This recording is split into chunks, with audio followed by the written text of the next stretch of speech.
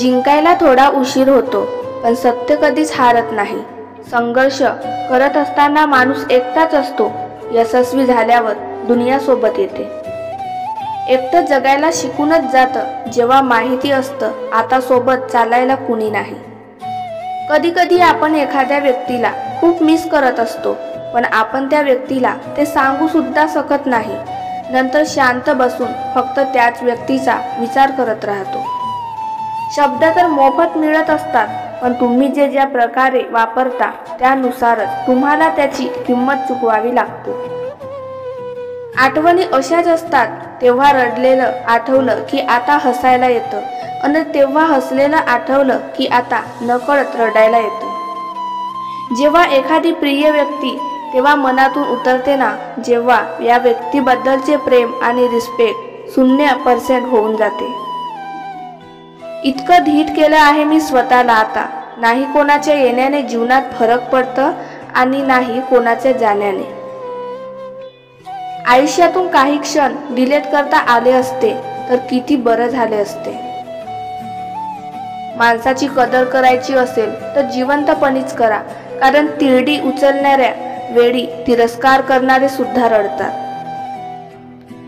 एखादी व्यक्ती जर स्वतःहून म्हणत असेल माझं चुकलं, तर मोठ्या मनाने माफ करावं, कारण माफी मागण्यापेक्षा माफ करणारा मोठा असतो।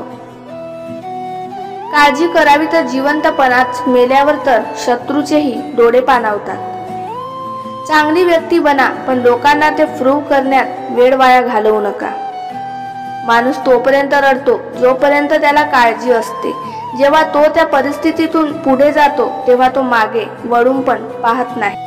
कोणत्याही माणसाबद्दल गैरसमज नका करून घेऊ, जोपर्यंत त्या व्यक्तीशी स्वतः बोलणं नाही होत। काही चुका इतक्या टोचतात की असं वाटू लागते की भूतकाळात जाऊन आपल्याला त्या दुरुस्त करता आल्या असत्या तर। जीवनात एकटं राहणं अवघड नाही, पण एखाद्याची सवय झाल्यानंतर पुन्हा एकटं राहणं खूप अवघड आहे। मी वाईट आहे तर वाईटच ठीक, कमीत कमी चांगलं असल्याचा दिखावा तरी करत नाही। इज्जत आणि काळजी करणारे लोक आयुष्यात पुन्हा पुन्हा नाही भेटत, जेव्हा पण भेटतील त्यांना गमावू नका। ज्याच्यावर आपण प्रेम करतो त्यांचा राग आपण सहन करू शकतो, पण दुर्लक्ष केलेलं नाही सहन होत। आयुष्यात काही जण आपल्यासाठी खूप स्पेशल असतात आणि त्यांच्यासोबत घालवलेले क्षण आपोआप स्पेशल बनून जातात। प्रत्येक गोष्टीत रागावणारी माणसं तीच असतात जी वेळोवेळी स्वतःपेक्षा जास्त दुसऱ्यांची काळजी घेतात। जर तुम्ही कोणत्याही कारणाशिवाय दुःखी होत असाल तर तुम्ही नक्कीच कोणाला तरी मिस करत असाल। अंदाज खोटा असू शकतो, पण अनुभव चुकीचा नाही राहत। अंदाज आपल्या मनाची कल्पना आहे आणि अनुभव आपल्या जीवनाची शिकवण आहे। कुठल्याही मुलीला असे शब्द बोलू नका जे तुम्ही तुमच्या बहिणीसाठी किंवा मुलीसाठी ऐकू शकत नाही। झुका तितकाच जितकं बरोबर आहे, विनाकारण झुकल्याने सुद्धा दुसऱ्यापुढे आपली लायकी कमी होत जाते आणि समोरच्याचा अहंकार वाढत जातो। श्रीमंतीचं वारं अंगावरून गेलं ना की बऱ्याच लोकांच्या मनाला लकवा भरतो। कुणाच्या चांगलेपणाचा एवढा पण फायदा उचलू नका की त्यांना स्वतःला त्यांच्या चांगलेपणाचा तिरस्कार वाटेल।